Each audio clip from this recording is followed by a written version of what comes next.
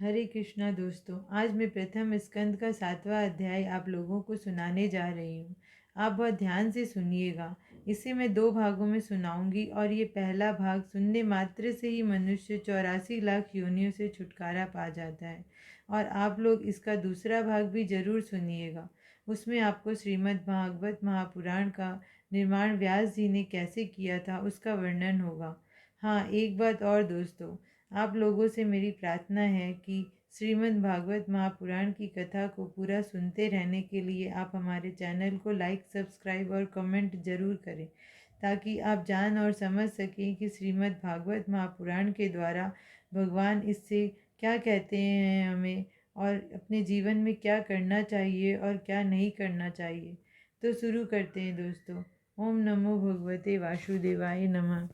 श्री सूत जी बोले, हे सोनकादि ऋषियों, अपने पूर्व जन्म का वृतांत सुनाने के पश्चात नारद जी ने कहा, हे व्यास जी, ब्रह्मा जी ने श्री नारायण जी से 4 श्लोकों को सुना था।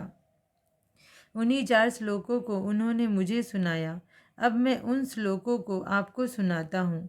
आप उनका विस्तार पूर्वक वर्णन कीजिए। श्री परब्रह्म परमेश्वर की महिमा का ज्ञान मनुष्य तन पाकर ही प्राप्त होता है। जो प्राणी मनुष्य शरीर पाकर भवसागर से पार उतर गया, उसी का जन्म लेना सफल है।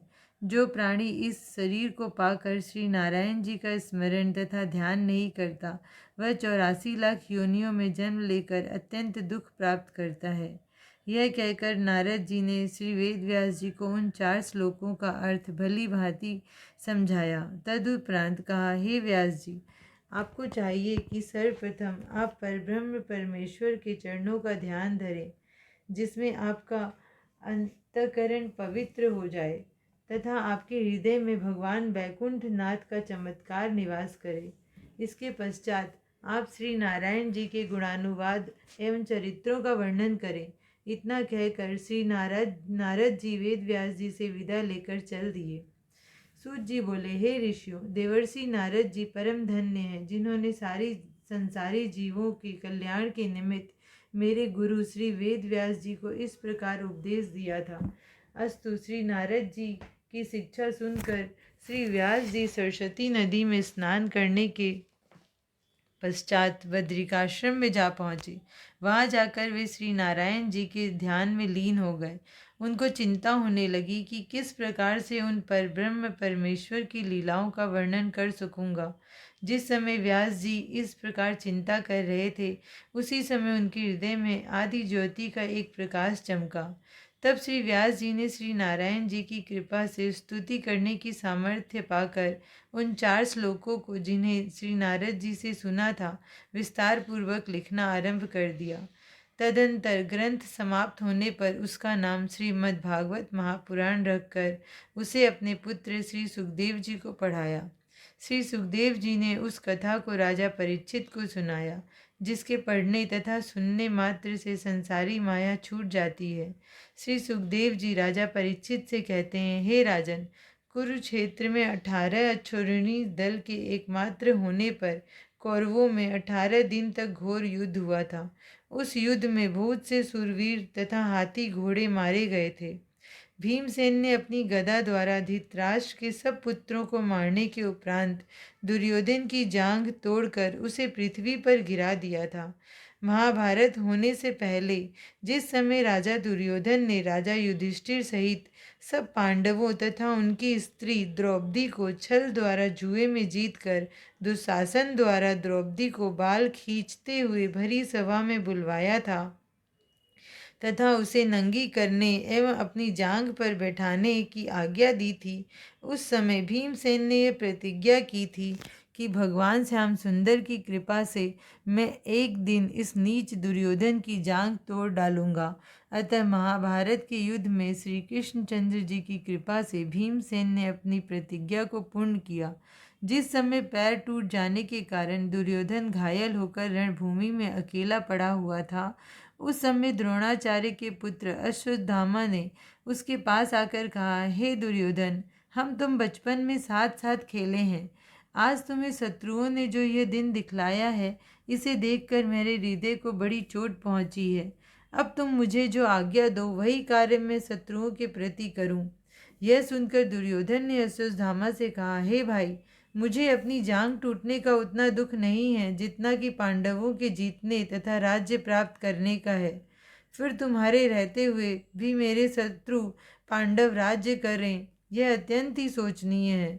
दुर्योधन की यह बात सुनकर अश्वत्थामा ने कहा, यदि ऐसी ही बात है तो मैं आज रात को सोते हुए 5 पांडवों के मस्तक काट कर तुम्हारे पास लाए देता हूँ।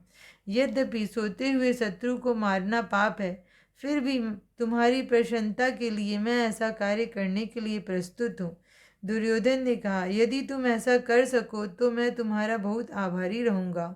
यह सुनकर अश्वत्थामा 5 पांडवों के मस्तक काट लाने के लिए चल पड़ा। जिस समय अश्वत्थामा ने पांडवों के मस्तक काटने का विचार किया था, उसी समय अंतर्यामी भगवान श्री कृष्णचंद्र जी ने उसकी मनोभिलाषा जान ली थी। अतः उन्होंने संध्या के समय पांडवों को यह सलाह दी कि तुम लोग आज रात को सरस्वती नदी के किनारे किसी दूसरे डेरे में सो जाओ। पांडवों ने उनकी आज्ञा का पालन किया और वे दूसरे डेरे में जाकर सो गए। इधर अश्वत्थामा ने सबसे पहले कृपाचार्य के पास पहुंचकर इस कार्य के बारे में उनकी सम्मति ली। कृपाचार्य ने उसे इस कार्य को अत्यंत जघन्य बताते हुए ऐसा अधर्म न करने की सलाह दी, परंतु उसने शिव जी के द्वारा प्राप्त वरदान के घमंड में आकर उनका कहना नहीं माना तथा एक प्रहर रात शेष रहने पर कृत्या को साथ ले पांडवों के शिविर में जा पहुंचा। वहां रुद्र स्तोत्र का पाठ करके सेना में चारों ओर आग लगा दी तथा पांडवों के डेरे में घुसकर पांडवों के धोखे में वहां सोए हुए द्रौपदी के 5 पुत्रों का मस्तक काट लिया। प्रातःकाल होने पर वह उन कटे हुए मस्तकों को लेकर राजा दुर्योधन के पास जा पहुंचा तथा उन्हें देते हुए बोला, हे राजन, मैं 5 पांडवों के मस्तक काट लाया हूँ। अश्वत्थामा की बात सुनकर दुर्योधन को अत्यंत प्रसन्नता हुई। तदंतर वह उन कटे हुए मस्तकों में से एक एक मस्तक को अपने हाथ में लेकर दबाने लगा। जिस समय अश्वत्थामा ने एक कटे हुए मस्तक को भीमसेन का मस्तक बतलाकर दुर्योधन के हाथ में दिया, उस समय उस मस्तक को दबाने पर दुर्योधन को यह विदित हुआ कि वह मस्तक भीमसेन का नहीं है। अतः उसने अश्वत्थामा से कहा, हे अश्वत्थामा, भीमसेन का मस्तक ऐसा नहीं है जो मेरे दबाने से टूट जाए। अतः मुझे यह प्रतीत होता है कि तू पांडवों के धोखे में पांडवों की ही समान आकृति वाले द्रौपदी के 5 पुत्रों के मस्तक काट लाया है। तूने व्यर्थ इन बालकों का वध करके मेरे वंश को नष्ट किया है। यह बात कहकर दुर्योधन पहले हर्ष होने के उपरांत शीघ्र ही विषाद को प्राप्त हो गया। दुर्योधन की जनपत्री में ऐसे ग्रह पड़े थे कि जिस समय वह हर्ष के उपरांत विषाद को प्राप्त होगा तभी उसकी मृत्यु हो सकेगी। सो उस समय यही स्थिति आ जाने से वहीं पर दुर्योधन की मृत्यु हो गई। सूत जी कहते हैं, हे ऋषियों, दुर्योधन की मृत्यु देखकर अश्वत्थामा अर्जुन तथा श्री कृष्णचंद्र जी के भय से अपने प्राण लेकर वहां से इस प्रकार भाग खड़ा हुआ जिस प्रकार की भगवान शंकर के भय से भयभीत होकर सूर्य देवता भागे थे। यह कथा विष्णु पुराण में इस प्रकार लिखी है कि एक बार शिवजी ने सुमाली नामक दैत्य की तपस्या पर प्रसन्न होकर उसे एक अत्यंत तेजोमयी रथ प्रदान किया था।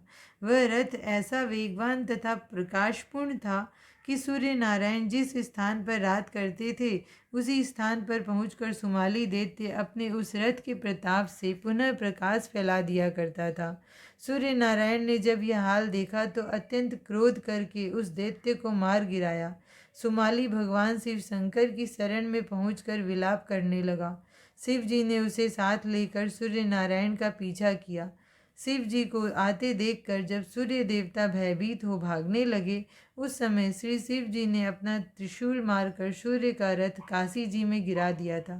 तभी से उस स्थान पर लोलार्क तीर्थ प्रकट हुआ। अस्तु। अब हम दूसरे भाग में यह जानेंगे कि द्रौपदी ने जब यह समाचार सुना कि अश्वत्थामा ने उसके पुत्रों का मस्तक काट दिया तब क्या हुआ। हरे कृष्णा दोस्तों, यह जानने के लिए इसका दूसरा भाग जरूर सुनें।